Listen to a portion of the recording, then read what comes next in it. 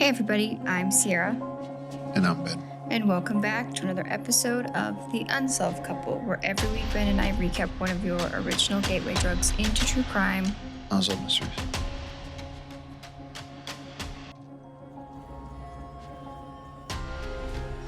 How are you, my love? Fine, how are you? You guys, Ben is recording after a shift at work. So he's tired. I'm really tired. I know you are. How's baseball going? It's okay. It's all right. There's a lot of drama going on in the world of baseball right now. Is there really? Yeah. You're telling me in a multi-billion-dollar industry with a bunch of egotistical wealthy people that there's drama happening? I will say baseball's, I don't know. Yes, there's a lot going on. Sierra's asked me because I was in the closet putting laundry Well, you're not like away. Tom Cruise in the closet from South Park. Let's specify what. I said I was in there putting laundry away, and when as a grown man, you cannot say I was in the closet. I don't care. You know what? I can say whatever I want now. I can say it how I want. You're like, I'm 42. I have my own podcast. I'll say whatever I want. I'm not 42. 41. Why do I keep thinking? Why are you we trying to 42? make me older? I like being married to an older man. Well, yeah, I am older than you, but literally by 1 month. That's right. That's pretty much been all I listen to right now is baseball stuff, baseball podcasts, all that stuff. So that's why Sierra was asking me, because I'm in there listening to my baseball podcast and finding out what's going on in the world.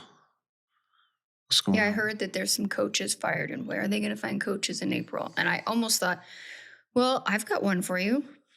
Are you ready to? Are you going to step in? Can you imagine me trying to coach I think it'd be baseball? Awesome. It'd be great. I don't even know half the words for anything. I know. No, you'd be a great baseball coach. Nah. No, I just like watching. Yeah. Well, what's going on in your world? I worked on some stuff today for CrimeCon. I got 2 stickers designed that will be exclusive. Well, one will be exclusive for CrimeCon, and then the other is just going to have in our repertoire. So if you leave us a 5-star rating review and you want a free sticker, shoot me a DM on Instagram or shoot me an email on unsolvedcouplepod. And once those new ones come in, I will send what I have over. But if you are at CrimeCon, come find me because I have exclusive CrimeCon stickers. I am getting very excited for CrimeCon. My friend Kylie with Primetime Crime, I think this week or next, so it might be already out by the time this episode comes out, is putting out a podcast episode on like what to expect and how to like get through CrimeCon. She is like the most atypical, amazing human being, and I love her to death because she maps it. Like everything is organized. This is like Ben's like dream vacation friend. Everything is organized and planned and laid out and scheduled and brrr. I'm type B when it comes to these things. I have no plan. I'm shocked by that statement. As long as I know that I have access to Diet Coke, a sweater if I get cold, comfy shoes, and chapstick. Do you even know where you're staying? I 90% sure I have a room booked at Caesar's Palace. I think when I booked my ticket, you could book your room, and I'm pretty sure I clicked that option. Interesting. It's possible you booked it at the wrong dates. No, I think I did it with my ticket. Yeah, I think so.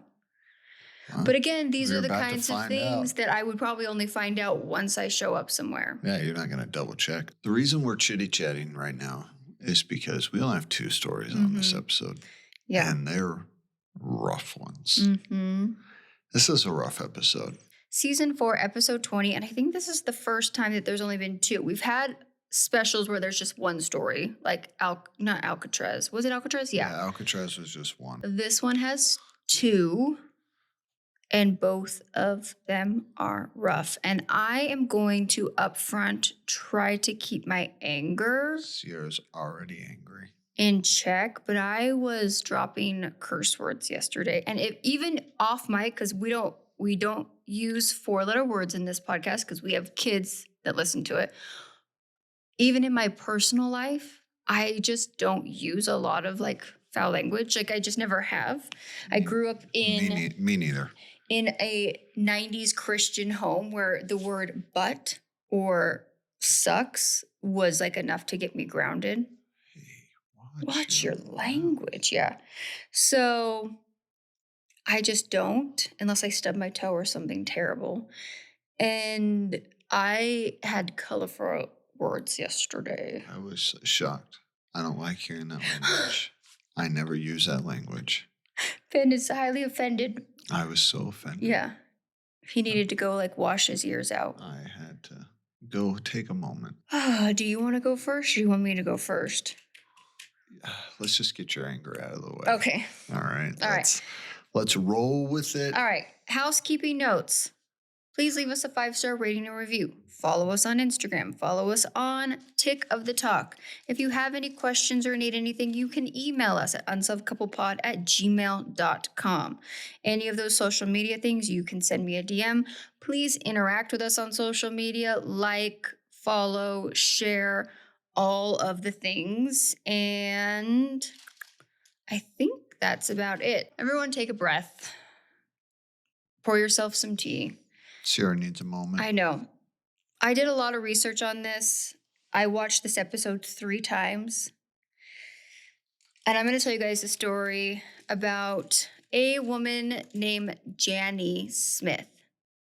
So, off the top, Unsolved Mystery lets us know that Richard Mins is wanted and questioned for the attempted murder of his ex-girlfriend, Janni Smith of Irvine, California.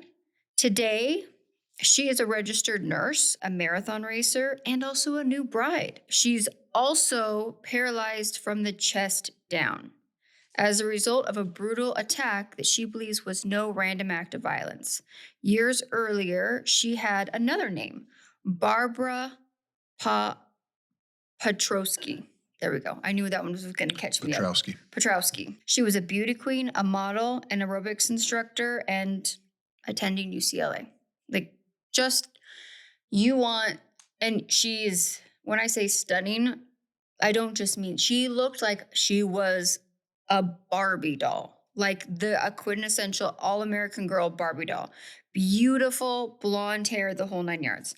So in 1977, Barbara became, and I'm referring to her as Barbara in the past tense because it is part of this story as to why she changed her name, in case it gets confusing.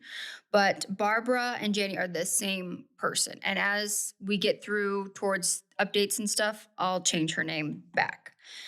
So in 1977, Barbara became involved in a, quote, this is the words from Unsolved Mysteries, passionate, obsessive affair, love affair, with a man named Richard. He was a wealthy Texas businessman, nearly twice her age. Ugh. And by 1979, that romance had curdled into fear, betrayal, and violence. How old was she at the time?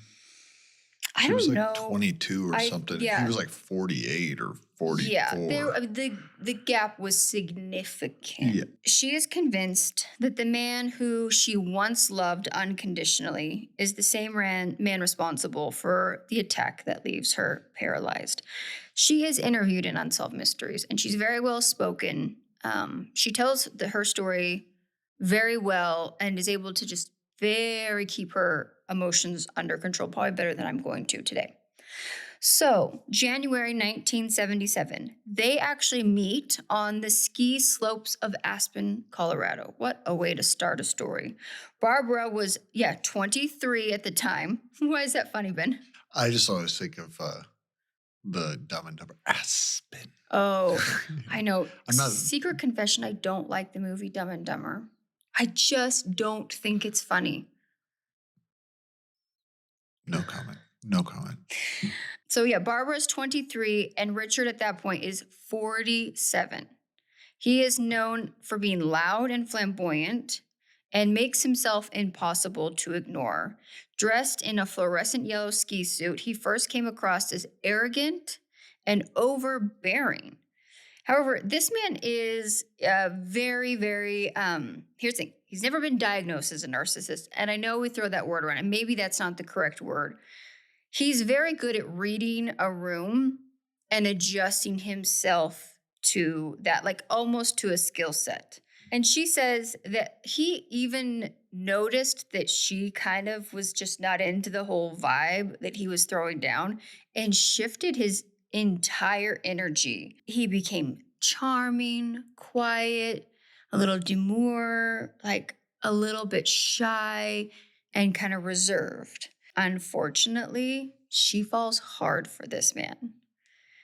And we see pictures of him. He was not a bad looking guy. You can tell he's very into himself. Well, didn't they say he's a bodybuilder? Yeah, so that's my very next line. Richard turns out is a millionaire bodybuilder, which, okay, I didn't really know that there was a lot of money to be made in the world of bodybuilding, but from my understanding, I don't know if he made his millions from bodybuilding. no, he made his more money through a chain of upscale health spas. I don't know if those are gym. I don't know if there's a difference between a health spa and a gym or like a private club. I don't know. But the health spa in the 70s is probably not the same thing we think of health spas now today. Yeah. And so he has a handful of these throughout Texas. And within 3 months, Barbara moves from Los Angeles. So she drops out of med school, moves to Houston to live with him. And he hires her as a model for his business and just lavishes her with attention and just promises her this endless future of adventures and love and protection and all this stuff. This is what we like to call love bombing. That term had not been invented yet. She is interviewed and she tells us, like, she literally felt like this was out of a romance movie. Like, this happens in the movies, this happens to other, like, this is a fairy tale. It doesn't happen in real life, and yet here I am living it. Very quickly after this move and that kind of initial love bombing honeymoon phase comes to an end, she discovers a pretty big hidden truth. One night, as they are at their apartment enjoying each other's company, there's a knock at the door. And the knock on the door is from a woman, per the reenactment, that is dressed in a fur coat in the most amazing of ways. I loved it so much. But it turns out it's a woman named Mimi. Mimi? M-I-M-I. All right. Or is that Miami? No, Miami. No, you're right. Yeah, Mimi. Yeah.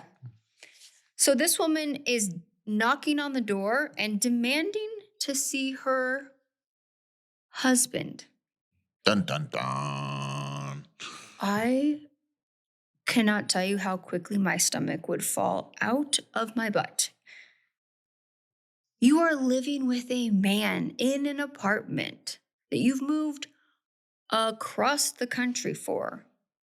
And a woman at the door is like, I'd like to see my husband, please. I know he's here. This isn't the first I know time. It's not. I hate that this is a tale as old as time, right? Yeah, I mean, but an older man with a 23-year-old. What, you're telling me some rich, self-conceited rich guy man is providing for a young female while he's also married? But here's, you guys, okay, I'm going to say this. Please don't be the woman that is with a married man. Just don't. It's not that hard, okay? He doesn't love you. He's never going to leave his wife for you. Blah-de-blah-de-blah. And I'll tell you what, they never are going to take any ownership over this, because instead of him apologizing or changing his ways or trying to make amends, this is what he tells her.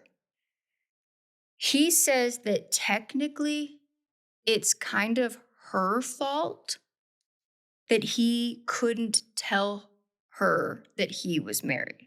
And he twists that into, he believed that he loved her so much and that she loved him so much that she would have never even consented to coming to Houston if she would have known he was married.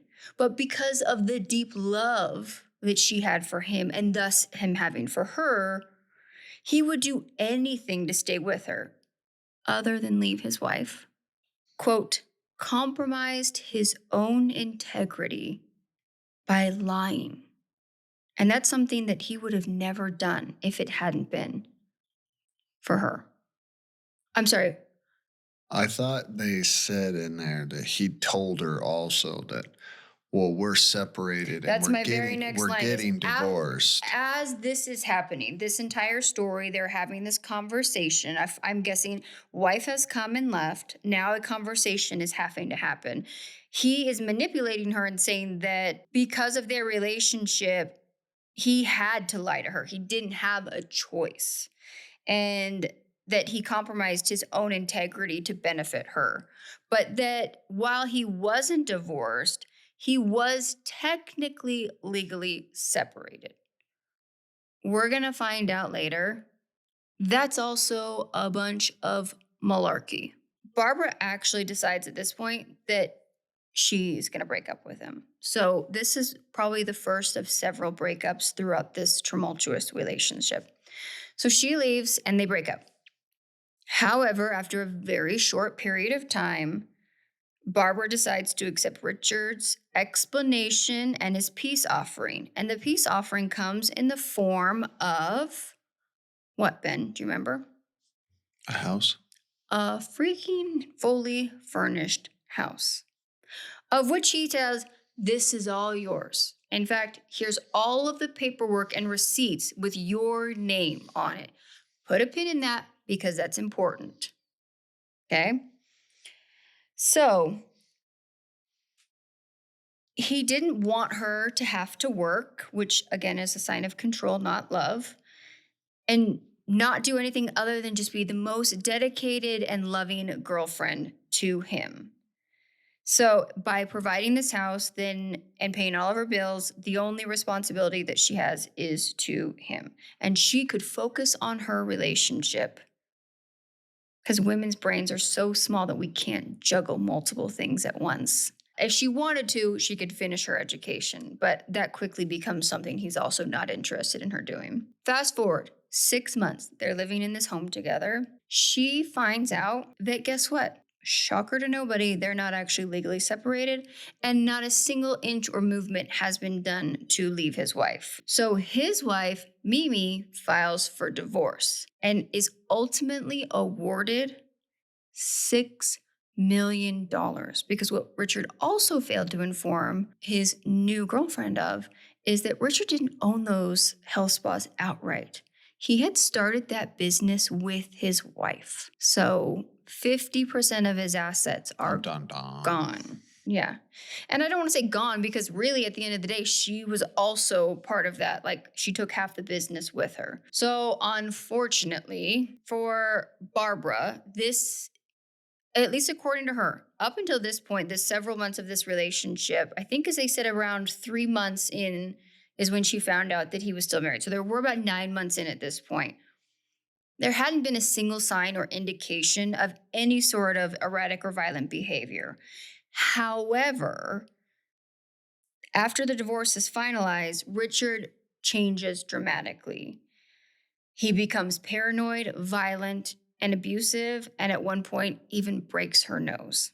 And unfortunately, on top of that, Barbara discovers that she is pregnant. Oh. And so Plot twist. her mindset is that she's getting married to this man. They own a home together, at least as far as she knows. And they are going to raise this child and like be a family. However, Richard has a far different idea. He tells her that instead of marriage, he actually wants her to get an abortion or move out of the house. She says she's not interested in option A, and she actually flees the home because he was becoming physical with her over this argument. But yeah, the guy's already broken her nose. Yeah, and now she's carrying a baby. Unfortunately, because this is what we call a toxic codependent relationship, she admits in different terms that she is still emotionally tied to him. She said at one point that leaving him was like trying to rip her own arm off. And Ben, I love you so much, but I cannot imagine being that entwined with somebody. That seemed like a visceral description to me. Can you imagine being that entangled into a relationship that It feels like ripping your arm off to leave them when they've been beating you. Uh, that's how I feel about you. Oh my gosh, you are such a liar. It'd feel like losing my limbs if I had to leave you. Well, I would be very sad if I had to leave you too, but I don't think it would feel like I'm ripping my This arm off. conversation is ripping my arm off Oh, is it? right now. Okay. It's tearing. Can I have 100% of the podcast though? Or do we still have to do the No, podcast? it's all yours. 100%. You got it. Scot-free. You have both mics, both mute buttons. Both the mute buttons. You can mute me at any time. Can you mute me from your computer? Yes. Really? You have that power? I have all of the power. So if I start talking too much And I just decide we're done. and you're fed up and you want to rip my arm off, All right, you can do it. I shouldn't be going on these tangents, but like, this is a hard story. I'm trying to just make light where I can with things. I liked her description of that because I think anyone who's never been in a toxic, dangerous, codependent relationship, it's very easy for us to be like, what is happening? How do you keep ending up in these situations? But when she described it like that, it really humanized that for me. She decides one day while Richard is gone to go into the house and take all of her clothing and the furniture and empty out the townhouse. Because according to him, this was all hers. He had given her a stack of papers and receipts. She had ownership over these things. She was also hoping that this would be a dramatic move to maybe kind of shake him loose from this new behavior he was having and they could get back to where they had started. She also at the same time goes into hiding. However, instead of this triggering Richard to like maybe look inward and say, I've gotten out of control, I need some help, it triggers something far darker inside of him. He becomes furious because in his mind, he had lost Mimi, he had lost half his fortune, and now he had lost Barbara. And I don't think he's used to not getting his way. He's like a toddler throwing a tantrum. First thing we see is Richard goes to his sister and asks his sister to call Barbara and arrange a meeting. She does, and Barbara, against her better judgment, agrees. And she's given a time and a location. And the location, oddly enough, is a hotel room. She goes to the hotel room and knocks on the door, and nobody answers. So she sits outside the room for hours till well past midnight when she hears voices down the hallway. And when she looks down the hallway, she sees Richard with, of all things, a young, pretty female that they are entwined with each other walking down the hallway. And I was like, dude, what a jerk. Like, what a jerk to arrange this so he knew that she would see this and try to get jealous. But we're going to find out that that is only like one of a 1-2 punch. Okay? So she gets up and tries to storm off. When she storms off, he grabs her and is like, no, come into the room, talk, I'm so sorry. Like, and dismisses the other girl. I'll be honest. This part of the story doesn't make any sense. With the female in the hallway? All of it. Okay. I'll get into it after. Finish. All right. I know where you're going, but there's a lot of this that doesn't make sense. He's confessing his love to her and just come into the room and let's have a conversation. We can work this out. I've changed. Blah, blah, blah, blah, blah. So, of course, she agrees. And again, this is like where I'd like to point out the disarmingly large age gap between these two. He is in a position of power in so many ways over her. And she's moved. She has no family. Like, there's nothing. So she goes into his hotel room with her. And almost immediately upon the door closing, someone burst through the door of the hotel room and says, it's the police. Open up, boom, boom, boom, or whatever, and runs in. And he throws her out of his arms into like towards the police and says, take her. you have an arrest warrant for her. He tells the officers that she was a former employee and had stolen jewelry, a shotgun, and a handful of his other possessions. Is this where you have questions? It just doesn't make any sense how this all went down, in my mind, at least how Unsolved Mysteries tells it. What do you say more? I guess what I'm saying is he wants her arrested. He has an arrest warrant for her. Okay, lied to get it. So then he knows she's not going to, I don't know where she is. She won't answer my phone calls. So he goes to a third party to get her. And they come up with a time and a place. So the whole point was to get her, to lure her there, to get her arrested. So why were you not there? And why did you make her wait hours past midnight? Like, who wants to get someone arrested past midnight? And then to show up with another female. What I'm saying is anyone, mostly, you're lucky she was still there, because mostly people would have knocked on the door, maybe waited 10, 15 minutes. Mm-hmm. Then they would have left. If your whole plan was to get her, to lure her out of hiding, to get her arrested, why did you give her a time and a place and then wait hours and then show up with someone else? His thing, I have no idea. It just doesn't make any sense. I know it doesn't make any sense to you because you're not a manipulative a-hole. You're not a narcissistic, controlling, coercive human being. It is the mind game. I know, but if the end goal was to get her arrested, you just rolled the dice that she would be there. Yeah. Because I'm not surprised. He had a ton of control over her.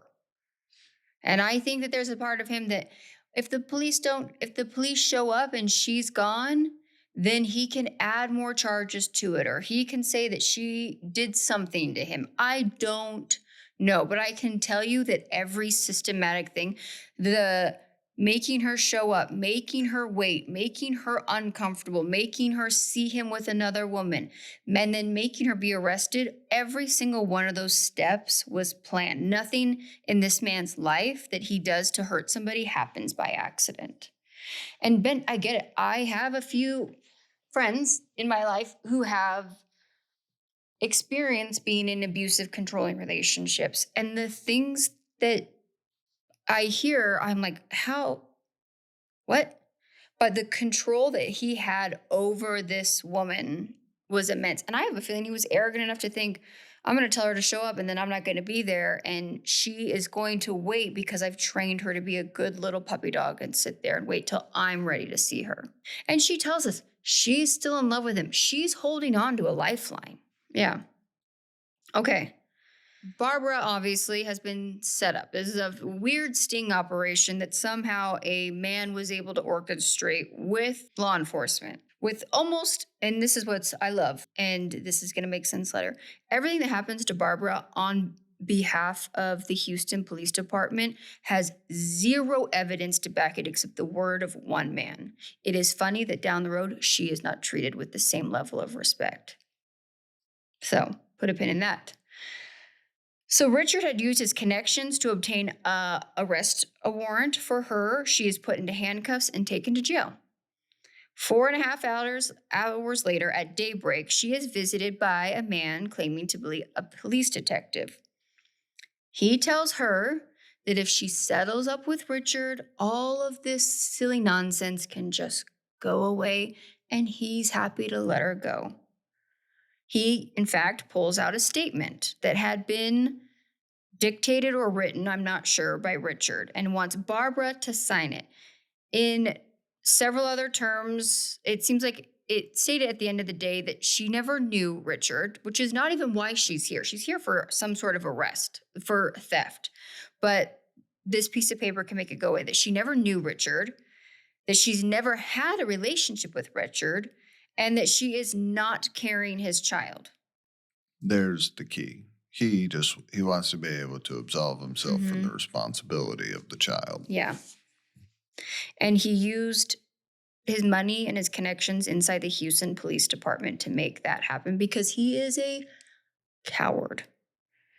And all of these men that, if a single man had a hand in this and you're listening to this, you, my friend, are a twat. And that's going to be the most explicit word you'll ever hear me use on this podcast. That means that I really hate you. So Barbara is formally charged with felony grand theft. She's also charged with aggravated assault because she had slapped at Richard with her purse in the hotel when he had grabbed her when she was leaving.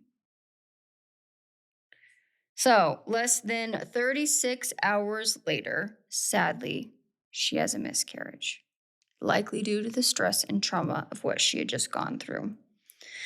So, Barbara is released from prison and she decides once again to go into hiding. Earlier, though, Richard had hired a private investigator named Dudley Loserface. Oh, sorry, I read that wrong. Dudley Bell. I'm shocked. You read it wrong? That's crazy. Mm-hmm. Yeah. Who is notorious for, quote, operating on the edge of the law. He also has it operating off the edge of his forehead hairline that keeps going recessively back the whole. I think that was just the actor. It could have been. Which apologies to the actor, but no, I think I'm going off of this man's mugshot because he's arrested later. Yeah. He's arrested? Yeah, I will say it's going to get very confusing. I got confused at the end. Because there's a lot of corruption happening inside the Houston Police Department and the Houston DA. So there's a lot of names getting torn around. Cases are getting dropped left, right, and center. They drop like 6 names of people involved. We'll get to that. Right off the bat. So he, of course, didn't have any trouble finding Barbara because he's a scumbag. And so he tracks her down, tells Richard where she's living.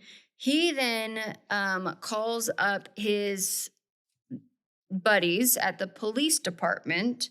And on April 17th, 1980, 2 Houston police detectives show up and serve her with a search warrant at her house. She was flabbergasted. Like, first off, she was arrested before this. I don't know. This doesn't make any sense as far as like, this goes to show how corrupt this was because none of these things are happening in the correct time frame. However, Richard also comes into the house, walks in with a bunch of movers to get his, quote, belongings, that she had all the paperwork and evidence that it belonged to her. But none of the detectives, none of the DAs, no one wants to see that paperwork because they can't be bothered. And so he takes all the furniture and puts it into storage. He then continues to demand in front of the law enforcement that she sign the papers promising to never sue him and also to swear to never get her paternity tested because he didn't know that she had miscarried. She didn't tell him that because she didn't owe him any information. Oh, and that she was putting in writing that there was some sort of finality to their relationship. I don't know. I'm not sure what this guy's beef was with having in writing that their relationship was over, but the harassment seems to continue even past him taking all the furniture. There's information that her phones were tapped, her family was harassed. She had an ignition cutoff device that she discovered beneath the hood of her car. I don't know what that means. Does that mean your car can just be shut off at any time? I don't know. So she becomes convinced, obviously, that Richard is campaigning some sort of insane movement against her of just intimidation. She had been told by a few people who knew him that he was embarrassed and angry that she had broken up with him, which grow the F up, my guy. This is not junior high. Pull your head out of your butt. And that he wanted to teach her a lesson. Okay, again, that's why you don't date men that are older than you at that age because they think that they're your father figures. All right, October 20th, 1980. Her worst fears are about to come true. This woman stops at a donut shop in the evening. All she wants is a donut, and I can understand Who doesn't this. want a donut in the evening? Dude, I love a donut. I love a good donut. And this donut shop that they filmed in the reenactment looked like Look legit. Oh, it looked like a legit donut shop. Here's the thing. I don't turn a lot of donuts down because I love donuts. I don't need my donuts to be fancy and have gold glitter and all of that stuff and come in a yellow box. even though I loved the yellow box donut we got in New York. But you give me that 95-cent donut from like these tiny little hole in the wall places. I love it. Perfection. So she goes in, she gets a donut. According to the reenactment, she ordered an apple fritter. So I thought that was important to note. And she takes her donut and gets to her car. As she's getting into her car, she says she knew something was wrong because a car pulls up behind her and a man gets out. She's like, all right, here we go. And he pulls out a gun and shoots her 4 times at point blank range, which is crazy. The bullets cause What's crazy is she lives to tell the tale. And stays coherent the whole time. She never loses consciousness. She stayed conscious, which is wild. So one of the bullets collapsed her lungs and the other severed her spinal cord, leaving her paralyzed from the chest down. So obviously at first glance, there's a possibility that this is just a random act in violence in the streets of Houston at a donut shop. But actually, nothing could be farther from the truth because she remained conscious during the entire thing. So when paramedics respond, they start asking her questions, which I'm guessing is something that they do in case like we lose this person.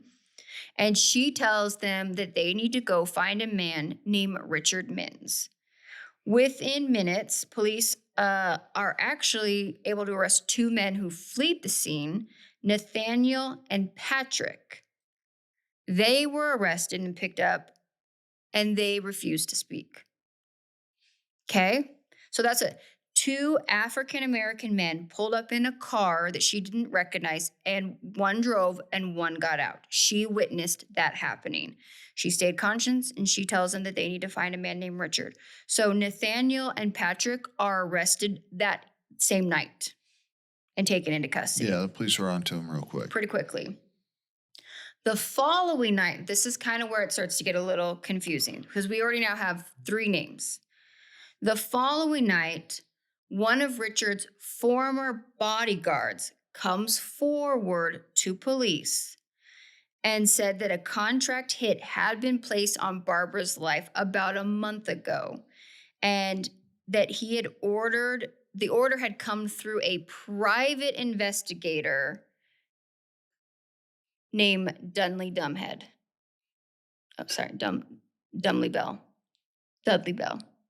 Okay, so now we've got an informant who remains anonymous, and we've got the private investigator. Does that make sense so far? I'm tracking. Okay.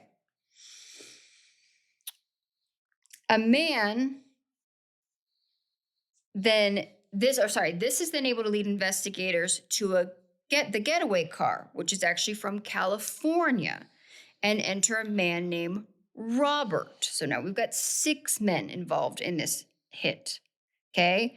Robert is said to have had provided the shooters with guns and a vehicle. And he was approached by Dudley, the private investigator.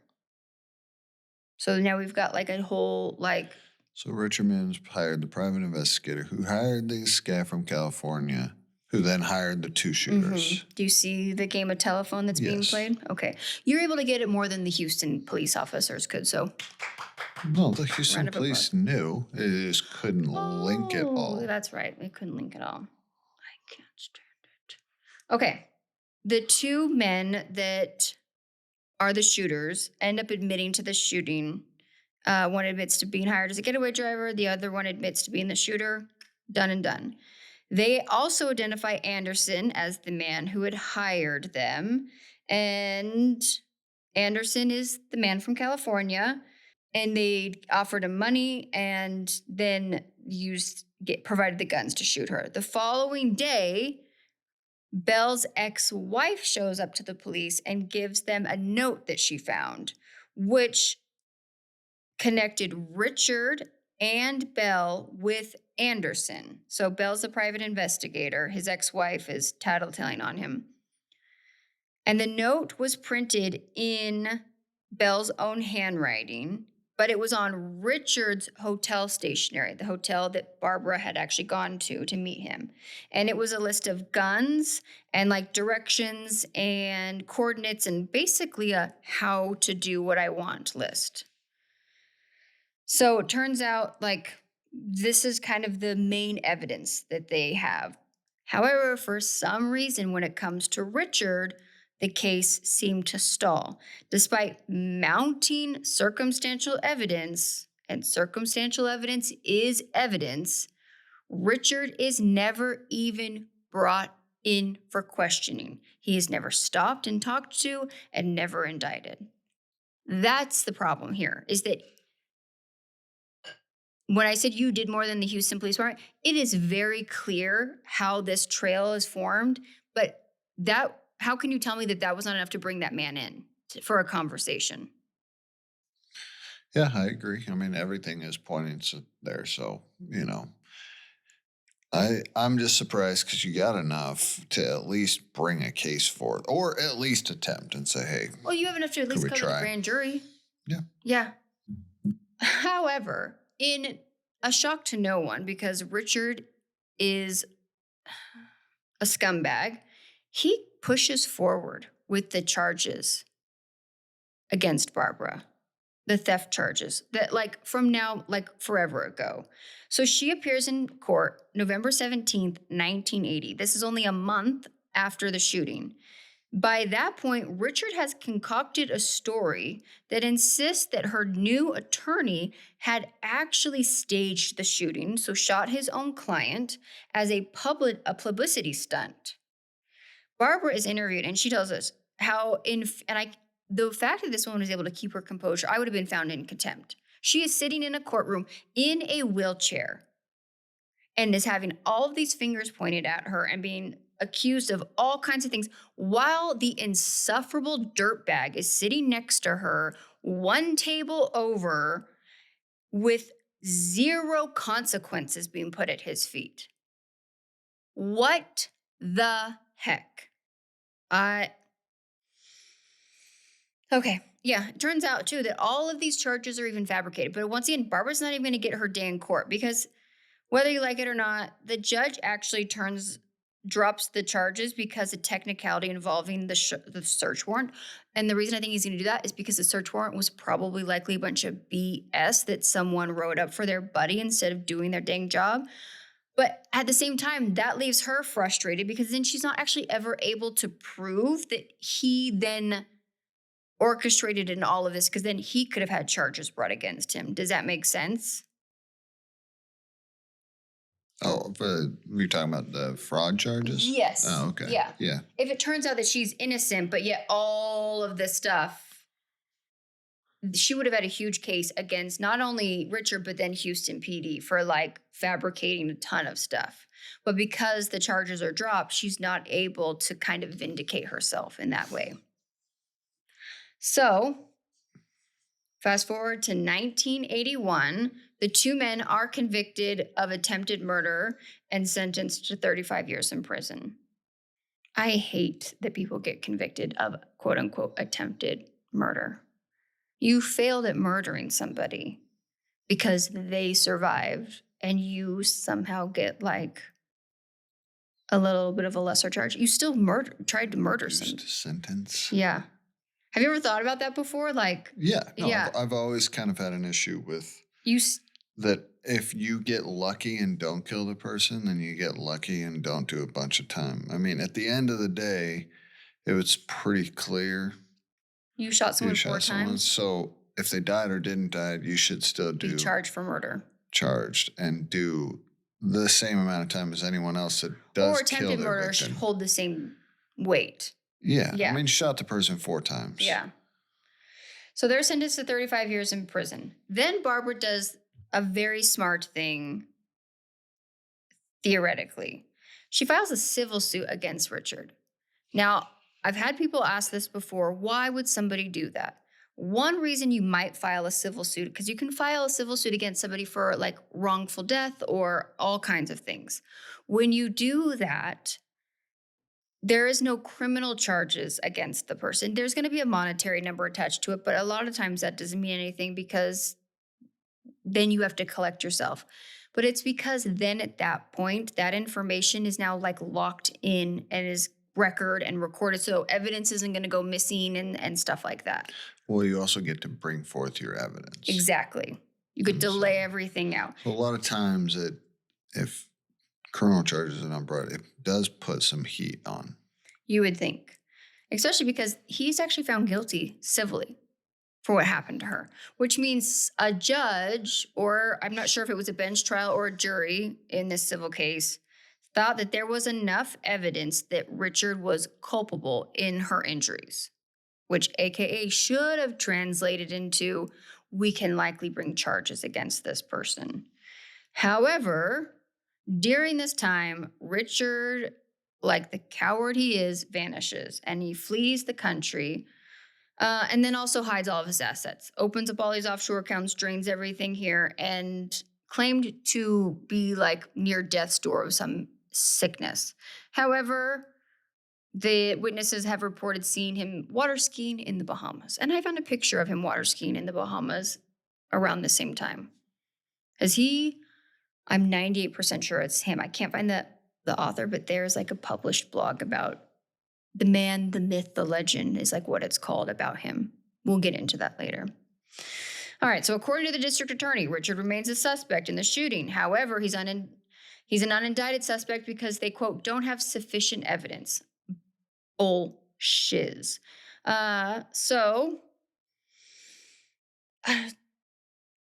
I will say, like, the attorney comes on, he's like, I don't understand why he's prosecuted or he's not prosecuted. He's defended cases and helped with cases in this county before. And he said men have been convicted of far worse things, quote unquote, for far less evidence.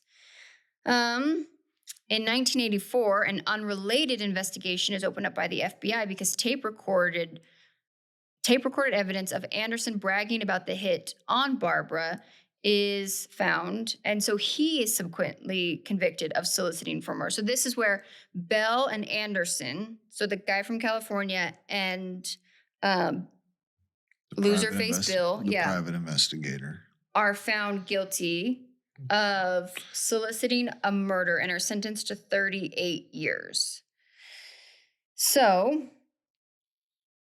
at the end of the day, and I don't have... all four people besides Richard are charged with the crime and convicted and are sentenced. Yeah. But for some reason, Bell is sentenced to 38 years, but is released on parole after only serving 4.5 years. That one is wild. I would love to know how that Yeah, I'd love to know who on the parole board made some extra money after this. And only do 4 years. With recorded evidence of him soliciting a hit.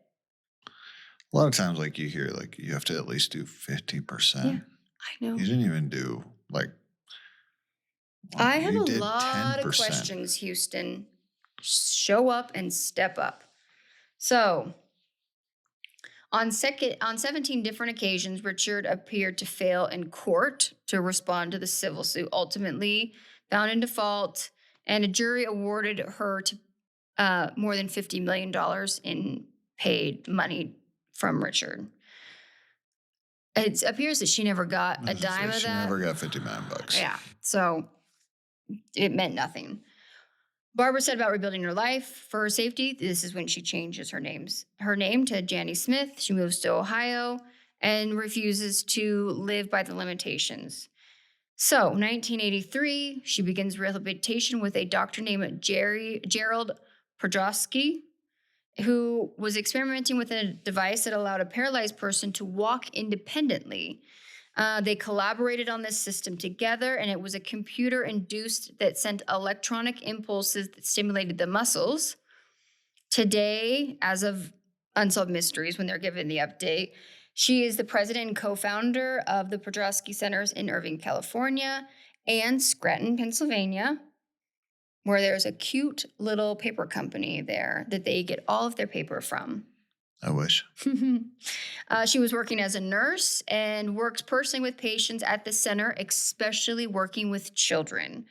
And then at a very crazy twist, November 30th, 1991. So from 1983 to 91, they worked as colleagues. In 1991, they were married, and she walked down the aisle using the device that him and her had collaborated on together.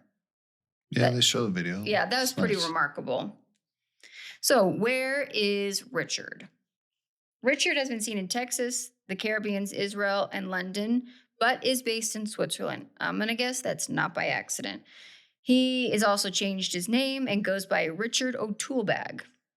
That's just Richard O'Toole. And bills himself as an international tax attorney. That was not on his blog of the man, the myth, the legend.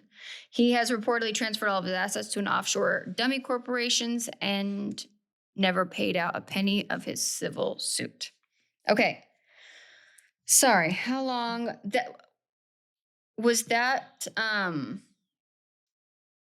did that make any sense? I've been talking for almost an hour. I'm so sorry. I might have to cut a lot of that. Update. Captured. Kind of. 2 years. Not really. Well, yeah, not really captured, but captured on a different thing. But I mean, really, at the end of the day, they never brought charges. No. So the police aren't really looking for him.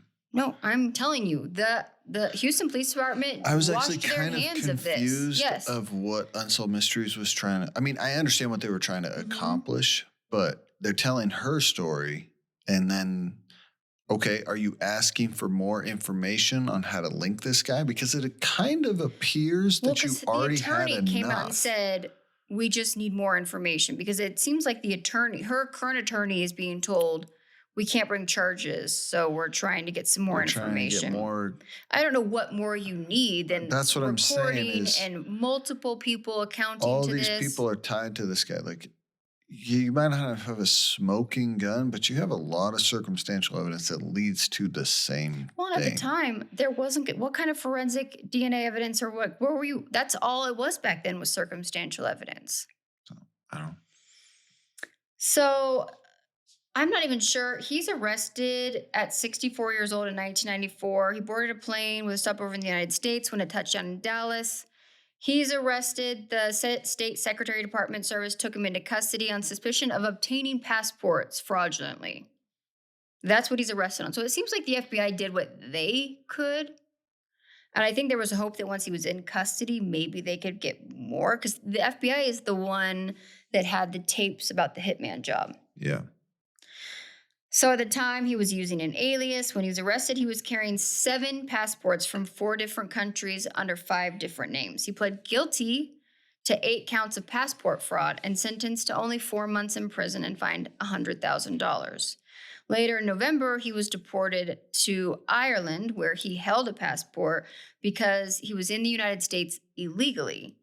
He later returned to Switzerland and, for reasons unknown, never charged in the attempted murder for hire case. The reasons are not unknown. I just think that he had connections inside the police department.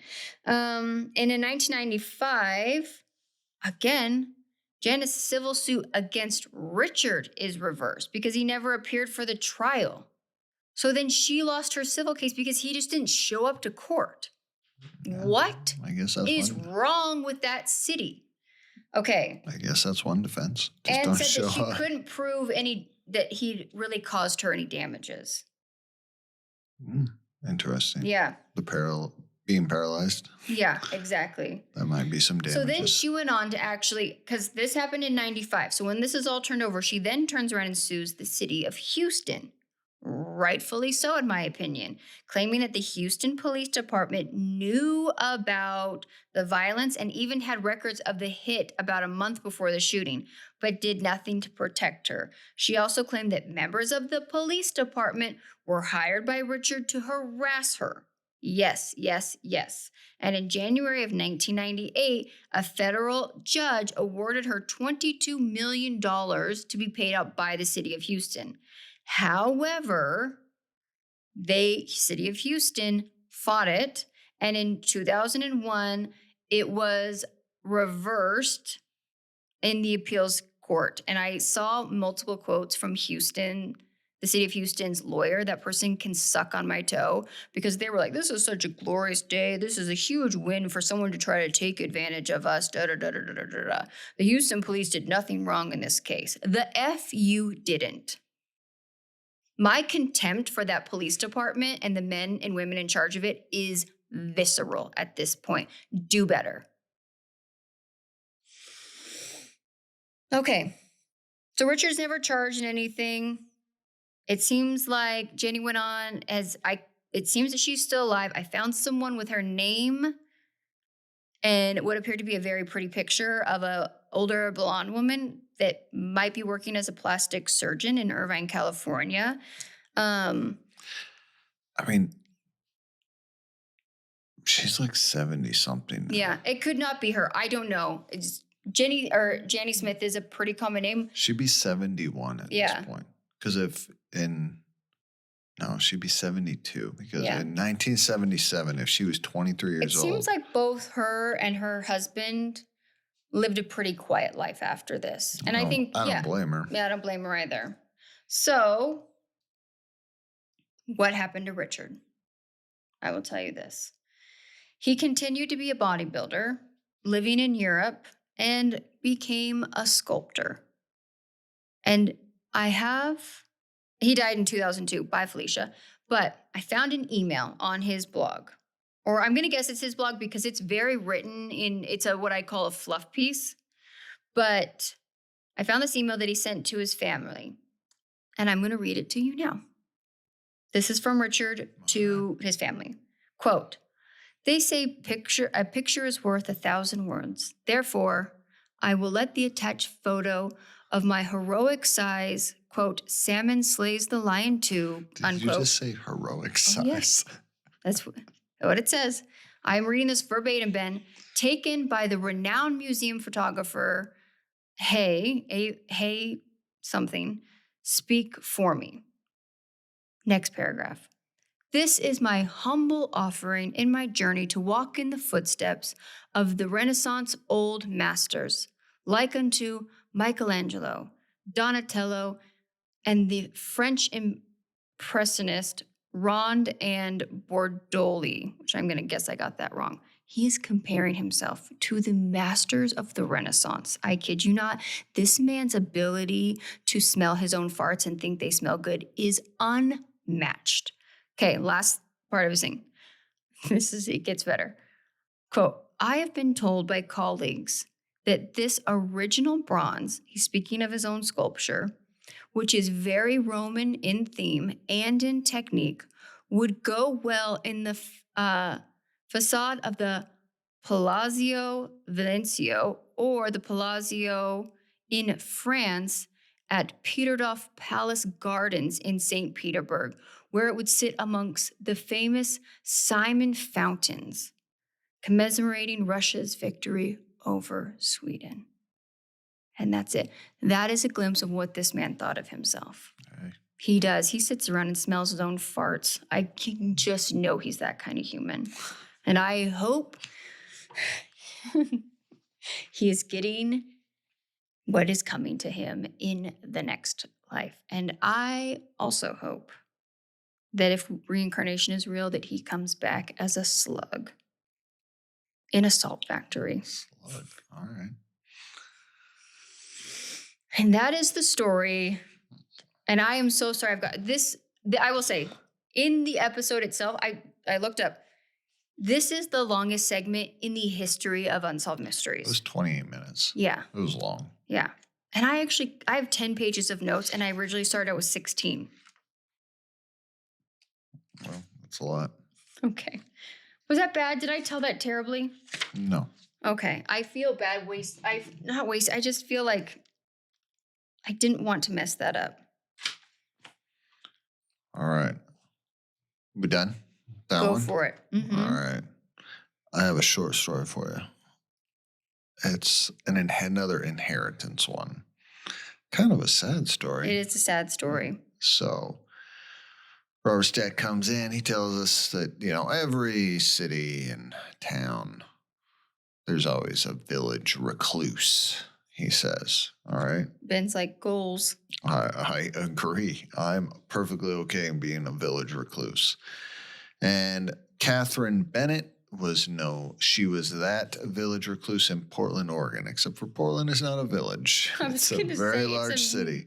The biggest city in Oregon. Where I was born and raised, just outside of Portland. All right. He describes her as a pack rat. She dressed in men's clothing. She didn't really leave the house and didn't really talk to a lot of people. But come to find out, after she'd passed, she had an estate worth $125,000. So, we get told no one really knows a lot about Katherine before 1941, but in 1941 she met Gilbert Bennett, and shortly after they married. They married 6 months later. He served in World War II. After World War II, they head out to Portland, Oregon, and settled down. Gilbert becomes a commercial photographer, and Katherine was his favorite subject. He used her in a lot of his photos. And we get Gilbert's brother, so Katherine's brother-in-law, Marion Bennett. He gets on, very nice gentleman. He tells us, listen, they loved each other. They were inseparable. They loved the outdoors. They would spend every moment they could together in the outdoors, and they especially loved fishing. And if you've ever been into Oregon, there's a lot of places to go in the outdoors and go fishing. So if you like those things, that's a great place to be to do those things. And he says, like, they were inseparable. They truly did love each other. But they never had kids. We don't know why. It's never explained, and it's not my business. But, and he tells us, like, no one knew anything about Katherine before she met Gilbert. She never talked about her past. She didn't like to talk about where she was from. And in 1980, after 38 years of marriage, Gilbert passes away. And Katherine, that's where she then turns into this recluse. What did I say? Marion, he tells us, like, they tried to keep in contact with her. They asked her, like, does she have family? And she tells them, like, no, I grew up in an orphanage. And they would invite her to family events. She wouldn't come. And after a while, they just kind of lost contact with her. So it turns out she rarely left her house. Her neighbors kind of noticed her. They would ask her if she needed anything from the store. In the reenactment, they have a neighbor bringing by, like, some leftover food. She said thanks, but just stayed in her house. June 1990, Katherine passes away. So the Oregon Division of State Lands, I don't even know if this division exists anymore, they're in charge of sorting out her estate because no one has a will and there's not a living relative, according to them. So they head into the house, and they're the two people there. They talk about it. They say they walk in. It is flea infested. It's disgusting. There's stuff everywhere. She looks like a hoarder. She was living in squalor. Yeah. Yeah. And the saddest part, was struggling with some major mental health issues. She had animals. She had some cats, but there's fleas everywhere. They said Gilbert's clothes were, like, still draped over the chairs and around the house. She just shut down after he died. Yeah. Yeah. I mean, almost 40 years, and it's just you two. Like, It breaks my heart. Yeah. It just, yeah. I can't imagine. So they start trying to go through her stuff, and they can't find a will in her house or anything that she wrote. They find unopened Social Security checks from, like, 1981 and up, totaling $30,000 that she'd not cashed. They find rare coins that were worth, like, $15,000 or $1,500. And then they find that she has $60,000 in 2 separate bank accounts. So, but according to Oregon um, law, even though like she has brother and sister-in-laws, because it seemed like Gilbert had multiple brothers and sisters, the estate has to go to a blood relative, which is kind of weird, like thinking about it now, because technically that's part of Gilbert's stuff too. So you would think that it could go, but hey, I'm not here. I don't know. That's what they're telling us. So they tell us what they do know and what they think they know is that she was born in Kansas City, Kansas in 1910. She said she grew up in an orphanage, but they found a document in 1945 that had been notarized. And she'd stated, they don't tell us what the document is, but she'd stated that her father had died before she was born, and that her mother was married to a Joseph Fabak. Fabak. I don't know, Fabak. That's what I wrote down, and now I can't read it. I can't read my own writing. In Kansas City. And she possibly has a brother named Martin Jurtovich. And that's where Unsolved Mysteries leaves us. Okay. Do you have an update? I do have an update. Will you give it to us, please?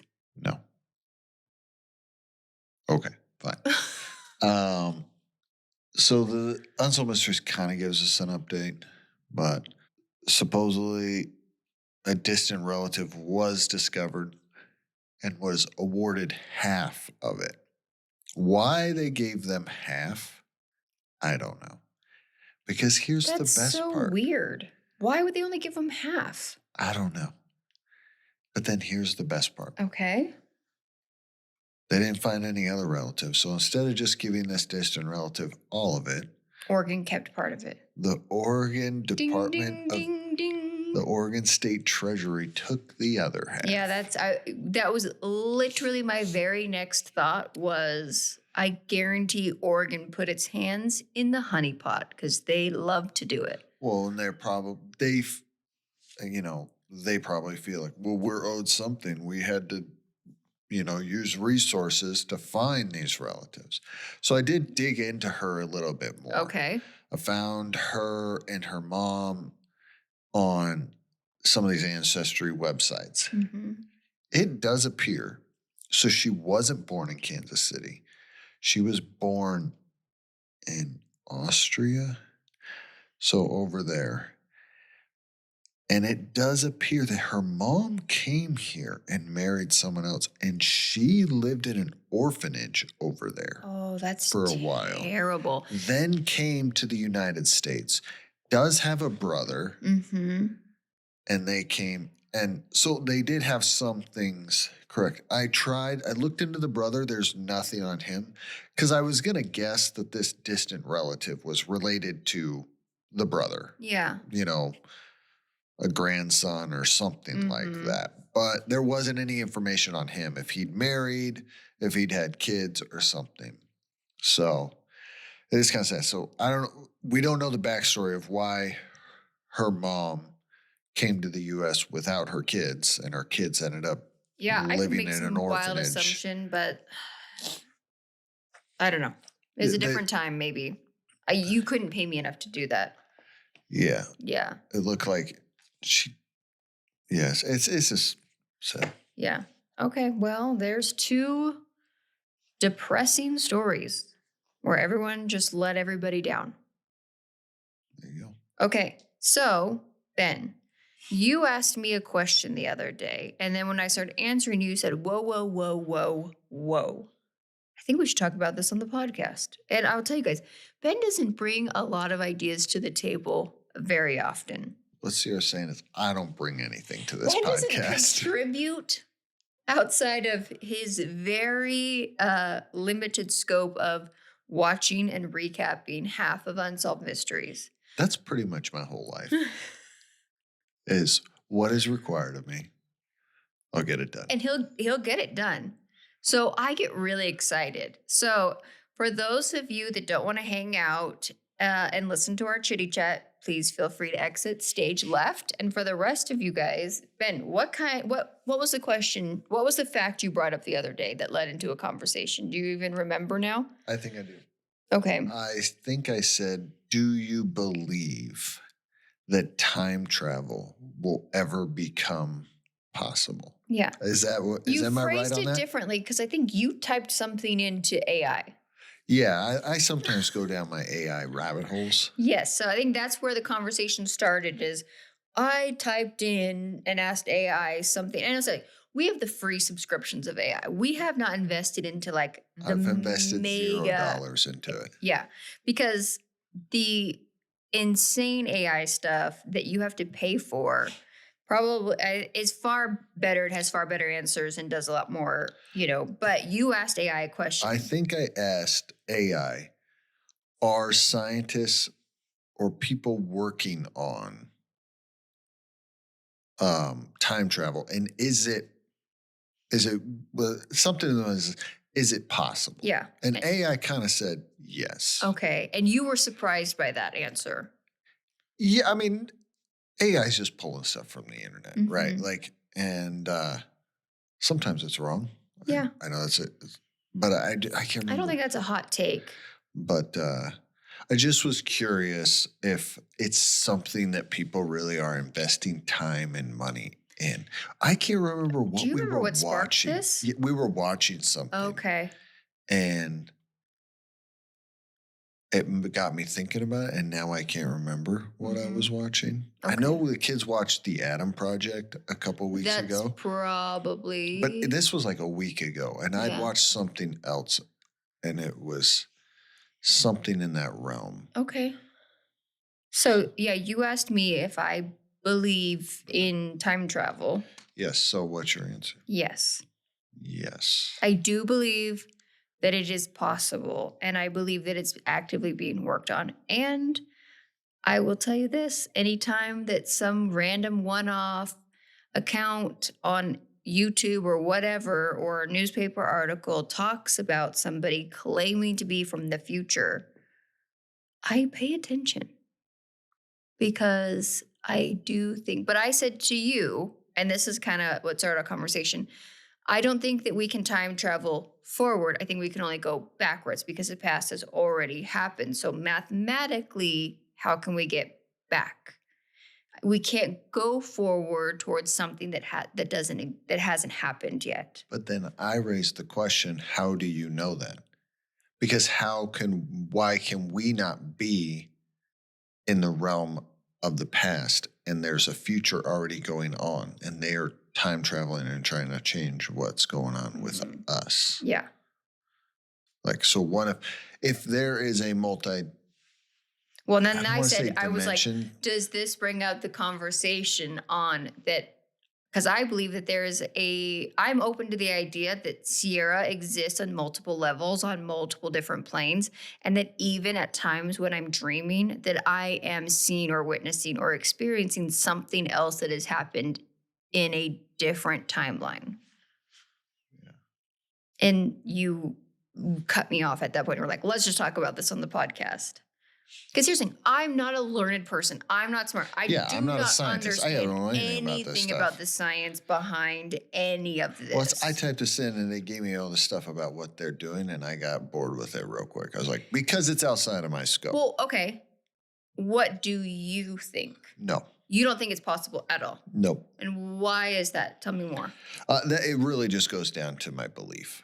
Okay. Because if God created us, God has a plan. I don't think personally, and here's the thing, I could be wrong. I just don't think that God has a plan for them people to go back and change things and decisions that people have already made. Interesting. So, yeah, I mean, and maybe I'm not explaining it very well, but, and maybe a lot of it's just because it's outside of my realm of understanding. So it's kind of, I am this way a little bit. Like if it's outside of my realm of understanding, it's easier to just be like, yeah, I'm out. Mm-hmm. No. and say no to it. Yeah. So I don't know anything about space. I don't know anything about that science stuff. So is it possible?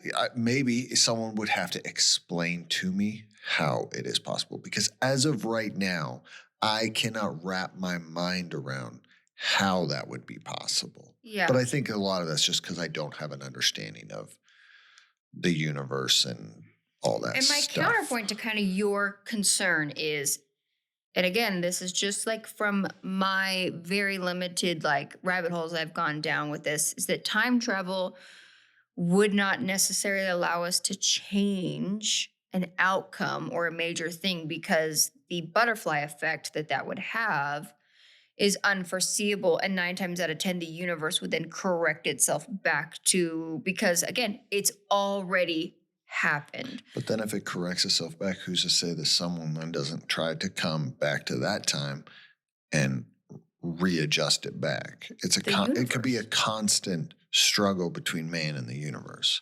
Yeah, but like you said, if you have faith and you believe in that, and that this is something that has already taken place, that there would be some way that the universe or a higher power would interfere with that. And here's the thing, I think it's a great open-ended question about being able, and to me, what is the point of going back in time if we feel like we can't really manipulate that? Because if all of a sudden we woke up tomorrow and there's flying school buses and all of these different things because somebody time traveled back and changed how the world advanced in some way, shape, or form, or if I wake up tomorrow and the world is, reverted back to the 1800s because something didn't happen, then yeah, I just don't see that being able to do. The few things that I've seen where people have talked about time travel, and again, this is just like one realm of it, is that eventually it would be invented or used because civilization is on the brink of utter destruction. And it would be someone coming back trying to say, you're going down a terrible, multi-nuclear war sort of thing, and trying to prevent that from happening. And like every sci-fi movie we've seen with time travel, it usually doesn't work. No. Yeah. So I don't know. What do you think would be the purpose of time travel? Would it be just to be that something that scientists think that it would be a thing to master? Time is a construct, right? And like I remember when we talked about that, if there was someone several light years away from us and they got a telescope and looked, what they would be seeing is a reflection, because light travels, so images travel, right? They would be seeing the Roman Empire right now, Maybe not current moment happening. Yeah, they would. They're not seeing. So technically, they're seeing the past. Past, yeah. Right. And so, how do you scientifically manipulate that to be able to do that? I don't know. Mm-hmm. I just, like I said, I don't understand any of it. I'm fascinated by it. Yeah. I think it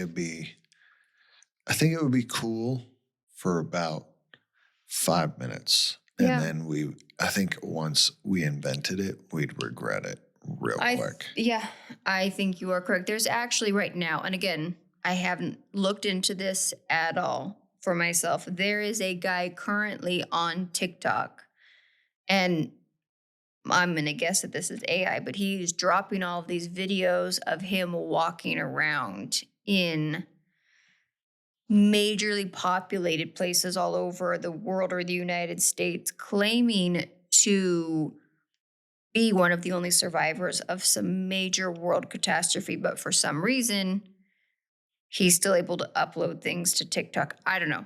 Here's the thing. It's a cool concept. I've thought about looking him up and following him, just because to me that's a cool sci-fi movie, right? I read so many dystopia end of the world books and things like that.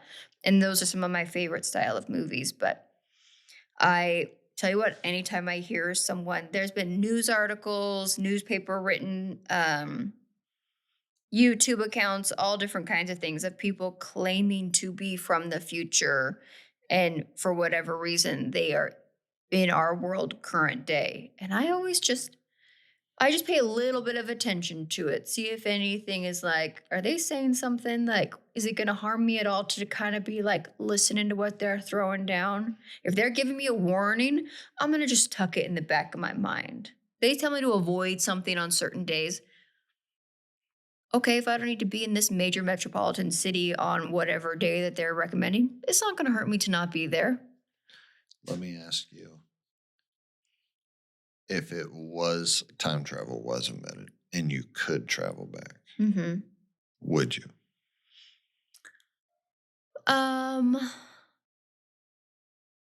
I think it would be very interesting because I really enjoy certain time periods, and I think it would be fascinating. And I don't think we can really appreciate how far we've come as a society today unless you could literally experience that. So I think there's a part of me that would, if this was like a vacation package and you could book a 3-night stay in like 1800s London or what, you know what I mean? Like something crazy like that, or experience Egypt or whatever. Yeah, I'd be super into it. Would I want to go back on any parts of my life? No, I have no desire to. I'm really happy with where things are in my life. I have no desire to go back and try to like manipulate anything. So I guess to me, for time travel, it would be more of an adventure than like to manipulate something. Does that make sense? Yeah. Yeah. So I don't know. All right. What about you? Would you travel back? No. I could see like what you're saying, like go back to a different era and see it. Yeah. Go spend a weekend in the Wild West, or go spend a weekend on a merchant ship. Like, here's the thing. I'm not saying that it would be like a glamorous thing. Most of life would be very, very hard. I think we glamorize a lot of things in history. We do. But like, I am fascinated with the Wild West. I'm fascinated with early American history, but not fascinated because I'm like, oh man, that's so cool. But just what came of that, and like, what it was. And I don't even like camping. So like I was listening to a history podcast a few weeks ago, and they were talking about just like people going to the bathroom in chamber pots and then yeeting them out their window. And there was like, and this was like in London, a highly civilized society, and people just got so used to walking around with human waste being chucked out a window. Ben, the moment something like that happened, within 5 feet of me, I would vomit. Yeah, I know. So there is a part of me that's like, yes, I would love to go back and experience like a weekend in some of these places or this adventure, because I find it incredible how far human society has become. But I am not blind to the fact that the comforts that I live in every day, 98% of the things that keep me happy did not exist back then. There is no Diet Coke. There is no air conditioning. I mean, multiple layered wool dresses. No baths, no shower. Like, see, I'm already talking myself out of it. If they were like, you got to spend a weekend living like this. No, I'm in the same boat. I don't think it would, especially there's nothing in my life I would want to go back in. And I'd end up getting, I'd be accused of witchcraft within an hour of being there, because I'm a woman who can't keep her mouth shut. And women historically who have loud voices and opinions haven't fared well throughout most of ancient history. So if I time traveled back, I don't know if I'm making it home. There you go. All right, guys. Well, that is our episode.